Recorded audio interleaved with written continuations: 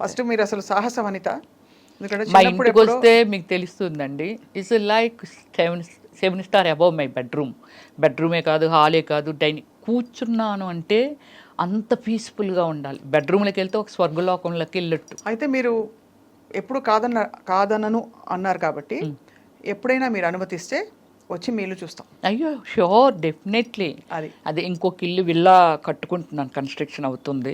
5 monthsలో change అయిపోతాను. Dream అంతే. అప్పుడులో రమేశ్వరి డ్రీమ్ హౌస్ అని వేశారు. అంటే ఎవరెవరో ఏదో కట్టుకోవడం ఇంకా బాగా కట్టేసి ఉండొచ్చు, కానీ నా టేస్టు, నా ఫీలింగు అంటే పడుకుంటే ఇలా ఉంటుందా అనేది. బెడ్రూమ్ అంటే బెడ్రూము, నా బాత్రూమ్ కూడా అంత గార్డెనింగే, చాలా లవ్లీగా ఉంది వినడానికి. వాష్రూమ్ కూడా వాష్రూమ్ లాగా ఉండదు, అన్ని వాష్రూమ్స్ ఒక మంచి ఒక బెడ్రూమ్ కంటే మించి ఉంటాయి వాష్రూమ్స్. అలా అంటే అది నాకు ఇష్టం అన్నమాట. మీరు అసలు ఇవన్నీ కాదండి, మీకు ఇష్టం వచ్చిన టర్మ్స్ మీద మీరు బతకడం, అదే ఎగ్జాక్ట్లీ, అదే చాలా ఇక్కడ రిమార్కబుల్ థింగ్. ఎగ్జాక్ట్లీ. అండ్ చాలా చాలా inspiring for so many people watching. Yeah. And చాలా మంది మహిళలకు మీరు ఇచ్చిన అడ్వైజ్ ఇవాళ ఏంటంటే మీ డెసిషన్స్ మీరే తీసుకోండి. ఎస్. అండ్ ఎవరికి ఏవి చెప్పది, మనం అబలలు కాము సబలలు అని చెప్పి. అంతే. అంతేగా. ఎక్కడున్నాం స్వప్న గారు? ఎగ్జాంపుల్ మీరే చెప్తున్నాను నేను. మీ ఇంటర్వ్యూ అంటే చాలామంది అంటే నేను మిమ్మల్ని పొగట్టలేదు, నేను ఫ్రాంక్గా చెప్తున్నాను. మీ ఇంటర్వ్యూ, స్వప్న ఇంటర్వ్యూ అంటే చాలా జెన్యూన్ ఉంటుంది, చాలా అసలు ఎంత బాగా మాట్లాడుతుంది, అడుగుతుంది, చాలా హోమ్లీ ఉంటుంది. ఇలాంటివి నేను ఎప్పుడో ఎప్పుడో నేను విన్నాను అంతే. సో అలా అంటే ఏమిటంటే నేను కూడా నా సెల్ఫ్ డిసిషన్స్ ఏనండి అన్నీని. ఒకరి వల్ల ఏడవకూడదు, ఒకరి వల్ల నవ్వకూడదు, అంతే. టీవీ ఒక 10 రోజులు చూడకపోయినా ఆశ్చర్యపోవక్కర్లేదు, నాకు టైం దొరకలేదు అంతే. ఎవరైనా ట్రోల్ చేశారా మిమ్మల్ని ఎప్పుడైనా? చేయలేదు, చేయలేదు, ఇప్పటి వరకు లేదు. ఏంటి శ్రీరెడ్డి గారి గురించి మాట్లాడినప్పుడే నన్ను చేయలేదు, నన్ను ఏం అనలేదు ఆమె. అంటే నేనేమంటానంటే అండి, ఇప్పుడు శ్రీరెడ్డి అనే ఒక వ్యక్తి ఉంది, ఆమె పర్సనల్ లైఫ్, అవునంతే, తన ఆమెది, ఇట్స్ హర్ చాయిస్, అంతే, ఆమె చాయిస్. ఆమె ఎలా ఉండాలని డిజైన్ చేసుకుందో అందులో వెళ్ళిపోతుంది. నష్టము లాభం ఆమె ఫేస్ చేస్తుంది, నాట్ టు యూ అండ్ మీ, అంతే కదా. సో అలాంటప్పుడు నేను ఒకటే పాయింట్ ఆమె గురించి మాట్లాడమంటే చెప్పాను. తప్ప రైట్ అనేది నిర్ణయం తీసేసుకుంది, అయిపోయింది. దాని గురించి మనం ఆర్గ్యూ చేసా అనవసరం. కానీ ఫీల్డ్లో ఇలా ఉంటారనుకుంటే చాలా తప్పు. పాడైపోవడమైనా బాగుపడమైనా మనమున్నాము. సొసైటీ నుంచి నువ్వేం తీసుకుంటున్నావు, అంటే నీకేం కావాలి, ఏం తీసుకుంటున్నావు, దాన్ని బట్టి మనం ఫెయిల్యూర్ ఆర్ సక్సెస్ అనేది తెలుస్తుంది. ఆమె ఆ పాయింట్ తీసుకుంది. నన్ను వాళ్ళు వేధించారు, వీళ్ళు పడుకోమన్నారంటే పడుకోకూడదు. నీకు పడుకోవడం ఇష్టం లేకపోతే పడుకోవడం మాని. దాన్ని ఓపెన్ చేయడం వల్ల నష్టం లాభం ఆమె భరించింది. ఖచ్చితంగా లేదండి. అంటే నేను ఈ విషయంలో తను ఒక పాయింట్ని లేవనెత్తడం, మీకు ఆ ఎక్స్పీరియన్సెస్ అవ్వలేదేమో, మీరు చాలా అదృష్టవంతులు.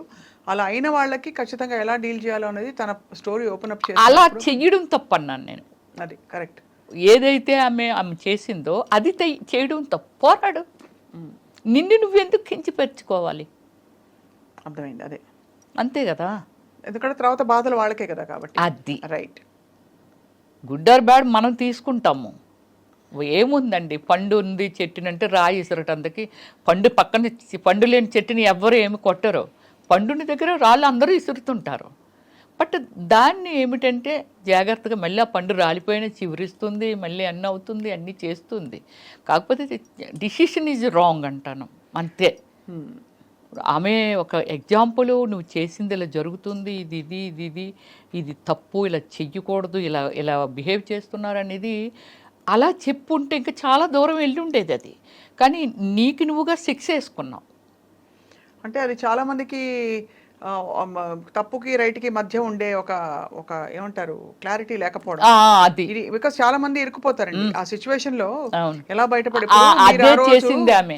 మీకు మోడలింగ్ కోసం వాళ్ళు తీసుకెళ్ళినప్పుడు మీరు ఎలా అయితే కార్ లో ఇరుక్కుపోయారు, ఇక్కడ పరిస్థితి ఒక సిచ్యువేషన్ క్రియేట్ అయ్యి ఇరుకుపోయిన ఏం వాళ్ళు లేదు చాలా స్వప్న మంది గారు, open గా చెప్తారు. ఒకసారి నాకు ఏమైందో తెలుసా, నేను బెంగళూరు చెన్నైలో షూటింగ్లో ఉన్నాను. 10 డేస్లో షెడ్యూల్ అయిపోతుంది అనుకునేది 13 డేస్ పెట్టింది, 3 డేస్ ఎక్స్ట్రా పెట్టింది. కొంచెం డిస్టర్బ్ అయ్యారు, లాంగ్ షెడ్యూల్ కదా.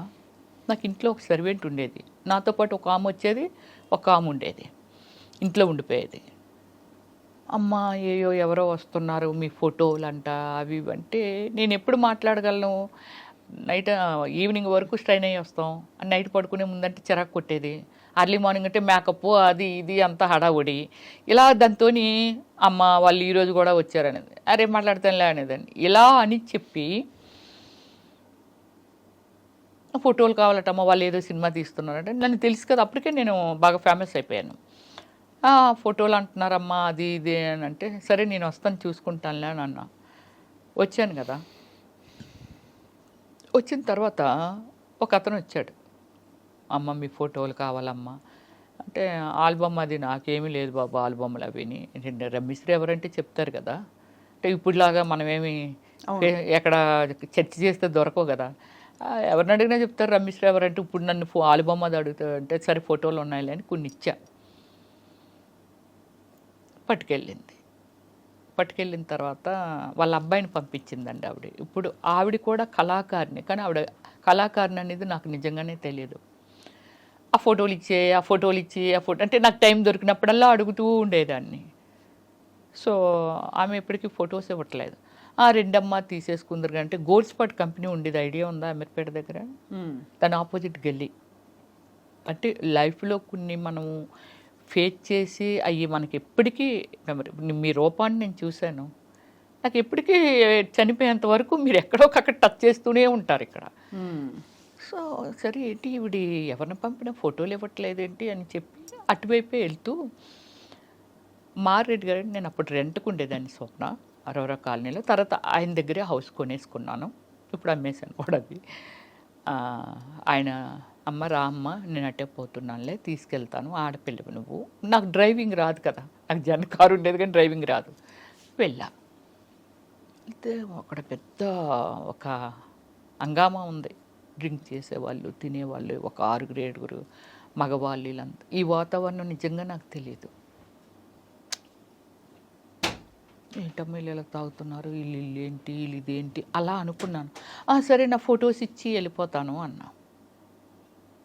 అంటే ఏమిటో కథ చెప్పింది, నా కూతురు అలాగైపోయింది, నేను అతనికి 2వ భార్య, అతను ఎవరో తెలియదు, నాకు ఏదో చెప్తుంది, నువ్వు హెల్ప్ చేయాలంటే ఏ విధంగా చేయాలి అన్నాను. అంటే అలా కదమ్మా నీ హెల్ప్ కావాలి తల్లి, నా కూతురు అనుకో నువ్వు అని. సరే నా ఫోటోలు ఇవ్వు, సరే నేను ఏదో ఒకటి చెప్తానులే అని అనుకొని వచ్చేసారు. అదే రోజు నైటు విపరీతమైన వర్షం, సినిమా సీన్ లాగే ఉంది. ఒక అబ్బాయి ఫుల్గా డ్రింక్ చేసి మా ఇంటి మెట్ల దగ్గరికి వచ్చాడు. ఎదురుగా ముస్లిమ్స్ ఉంటారు, అంటే ఆపోజిట్ హౌస్. నేను లేను, మా సర్వెంట్ తీసింది డోరు, మా గ్రిల్ ఉండేది ముందని. తీస్తే అబ్బాయి వచ్చి, అమ్మ నా రింగ్ పట్టుకొచ్చేసారు కదా ఇచ్చి అండి అన్నాడు. మీరు నేను తీసుకురావడం ఏంటి, మీరు ఇంకెవరైనా అనుకుంటున్నా, మీరు ఇందాక వచ్చారు కదా, అక్కడ అతను ఉన్నది కూడా మనం చూడాల, మీరు ఇందాక వచ్చారు కదా, నా రింగు అక్క తీసుకుంది మీకు ఇచ్చిందంట కదా, నాకు ఎందుకు ఇచ్చింది, ఎందుకు ఇచ్చిందో మీ ఇంటికి వెళ్ళి తీసుకోమందని. అప్పుడు 9:30 అంత అవుతుంది, వచ్చాడు నైట్ ఫుల్ డ్రింక్, వాళ్ళ ఇంటి దగ్గర నుంచే, అక్కడ డ్రింక్ చేస్తున్నాడేమో వచ్చాడు. అప్పుడు చెప్పాను, మీరు అతను మనం చెప్పింది వినట్లా, చైర్లో వచ్చి లోపలికి వచ్చి కూర్చుండిపోయాడు. మా సర్వెంట్స్ కదా తీశారు డోరు, వచ్చి కూర్చున్నాడు. వెళ్ళమంటే వెళ్ళడే. మీరు నమ్మరండి, అక్కడ నా పేషెన్స్ ఎంత ఉందంటే, తల్లిలాగా ఒక మదర్ లాగా అతనికి, ఇంత అందంగా ఉన్నావు, ఇంత బాగున్నావు అమ్మ, ఇలా డ్రింక్ చేసి ఇలా రియల్లీ నేను తీసుకురాలేదు రింగు, చూడు ఆవిడే ఏదో చేసి ఉంటుంది, నా మీద పెట్టింది, నేను వచ్చాను. నాకు అంటే ఒక రీజను అర్థమైంది. ఆలోచించి నువ్వు నాకు ఎందుకు ఇచ్చి ఉంటుంది అంటావు, నాకెందుకు ఇస్తుంది ఆవిడ ఎవరో కూడా నాకు తెలియదు అసలు. వచ్చాను, ప్లీజ్ వెళ్ళిపో, టైం అవుతుంది, నేను ఏదైనా పోలీసులు పిలిచాను అనుకో నీ లైఫ్. అటు సింగపూర్ వెళ్దాం అనుకుంటున్నాడంట. ఆవిడికి నువ్వెలా దొరికేవు, ఆవిడింటికి నువ్వెందుకు వెళ్ళేది, ఒక మదర్ లాగా అలా అలా అలా అలా అలా అలా ఎక్స్ప్లెయిన్ చేసి అతన్ని 11:30కి బయటకు పంపగలిగాను. నా ఓపుకి నాకు నేనే జోహార్ చెప్పుకున్నాను. ఇంత ఓపుక రమ్య అనేది ఏం చేసేస్తాడో భయం. మామూలుగా ఎవరినైతే కసురుతారు లేకపోతే పక్క వాళ్ళని పిలుస్తారు, పోలీసులు కంప్లీట్ ఇస్తారు. చెయ్యలేదు అసలు. బ్రతిమిలాడే రీజన్ వాడు కరిగాడు లాస్ట్కి. కరిగి అప్పుడు బయటికి వెళ్ళాడు. లోపల ఒక భయము, వీడు ఫుల్ తాగేస్తున్నాడు, టూ యంగ్ అబ్బాయి, ఏమైనా చేసేస్తాడేమో. బాబోయ్, మీరు అసలు మీ ఎక్స్పీరియన్సెస్ మొత్తం అంతా చూస్తే ఒక కథ బుక్ రాశారంటే మీకు అది రాయించండి యాక్చువల్లీ. అంటే మీరు ఇండస్ట్రీకి వచ్చిన తీరు, ఆ కార్లో అయిన ఇన్సిడెంట్, ఇలాంటి బోల్డ్ జరిగి ఉంటాయి. అవన్నీ కలిపి నిజంగా రమ్యశ్రీ గారు మీరు ఎలా బయటపడ్డారు? బయటపడ్డం అంటే చెప్తున్నాను కదా, నాకు ఓపిక ఎక్కువ స్వప్న గారు. తర్వాత మీరు భయపడరు మెయిన్. ఫస్ట్ అది ఏదైనా అవనియండి, నేను వచ్చి కున్నిట్ల మీద పెట్టి దగ్గర ఒక 15 crores పోగొట్టుకున్నాను. నాకు గాడ్ ఫాదర్ లేక, అంటే చెప్పేవాళ్ళు లేక, ఓ దీని మీద అయితే ఇది పెరుగుతుంది, ఇదైతే ఇలాగ అవుతుంది, ఆ పాపం ఇలా అడుగుతాను ఇచ్చేస్తారా అట్లే, ఇలా అనుకొని పోగొట్టుకొని ఉంటాను. కానీ ఏ రోజు దాని గురించి నేను ఆలోచించిన రోజు నాకు ఇంకా రాలేదు. ఆలోచించను నేను. మళ్ళీ రేపు స్టార్ట్ అవుతుంది వన్ డే, దానికోసం ప్రయత్నం చేస్తాను నేను.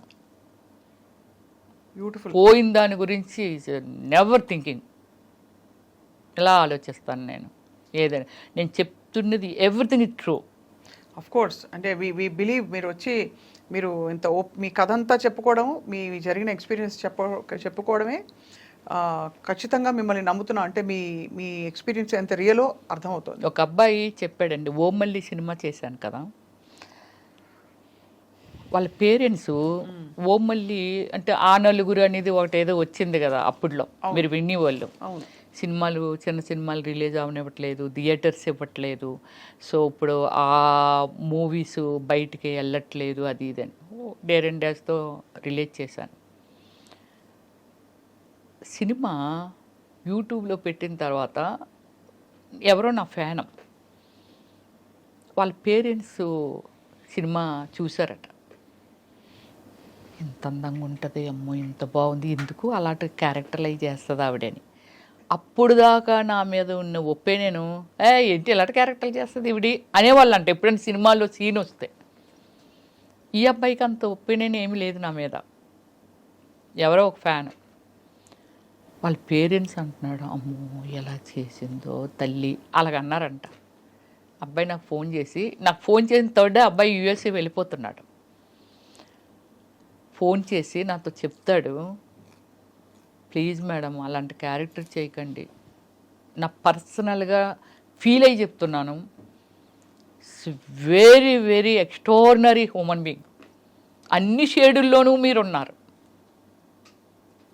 కానీ సినిమాలో మీరు చేసిన క్యారెక్టర్ చూస్తే చాలామంది ఈవిడ ఎలాంటిదో అంటే క్యారెక్టర్, సినిమాలో క్యారెక్టర్ని బట్టి, మీ పర్సనల్ లైఫ్ ఎవ్వరికీ తెలియదు, కానీ సినిమాలో క్యారెక్టర్లు బట్టి మిమ్మల్ని తప్పుగా అనుకుంటారు, చీప్గా అనుకుంటారు.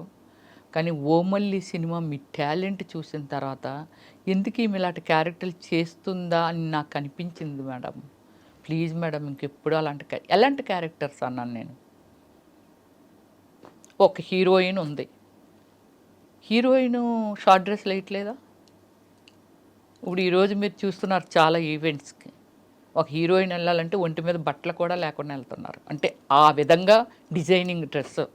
అవును, ఒక హీరోయిన్ని రిసీవ్ చేసుకుంటే కదా ప్రొడ్యూసర్స్, ఆడియన్స్ రిసీవ్ చేసుకుంటే కదా ప్రొడ్యూసర్స్ అమ్మాయిని మళ్ళీ పెట్టుకుంటారు. కాబట్టి ఆ పార్ట్ ఆఫ్ ద గేమ్ అది అంతే. దానికి ఆ క్యారెక్టర్ చేయకండి, ఈ క్యారెక్టర్ ఎవరో ఏదో అనుకుంటారంటే నేను ఎలా, అంటే నాది ఎలా ఫుల్ఫిల్ అవుతుంది నా డ్రీమ్. ఇప్పుడు నేను బిజీగా ఉండాలి, బాగా ఉండాలి, డబ్బులు సంపాదించాలి, ఏ క్యారెక్టర్ వచ్చినా చేశాను. 7 వేరియేషన్ చేశాను నేను బిజీ ఉన్నాను, అందులో నాకేమీ తప్పు అనిపించింది అదేమీ లేదు. ఒక డాక్టర్ ఆపరేషన్ చేస్తే గుండు కోసేసి అది చేసి ఇది చేసి టిచ్చింగ్ చేసి అక్కడ అతుకుంటుంది, తప్పదు మరి, కుట్టినప్పుడు అతుకుంటుందా? అవును, అంతేగా. డాక్టర్ అంటే డాక్టర్ ఎందుకు చేశారు? అమ్మో గుండుకు వస్తే భయం వేస్తుంది, ఎవరైనా ఏమైనా అనుకుంటారు అనుకుంటే ఆయన ఎలా డాక్టర్ అవుతారు? మనల్ని బ్రతికించాలి కదా.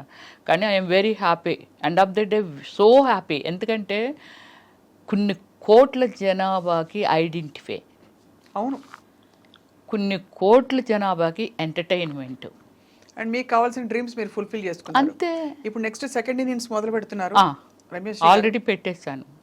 వి విష్ యూ హార్ట్ ఫెల్ట్ గా ఆల్ ది బెస్ట్.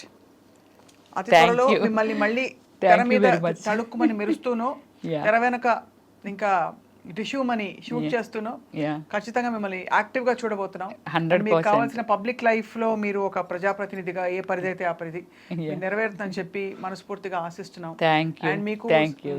కృతజ్ఞతలు మీ కథలోని కొన్ని విషయాల్ని మాతో పంచుకున్నందుకు. Thank you very much. Thank you so much ma'am. All the best.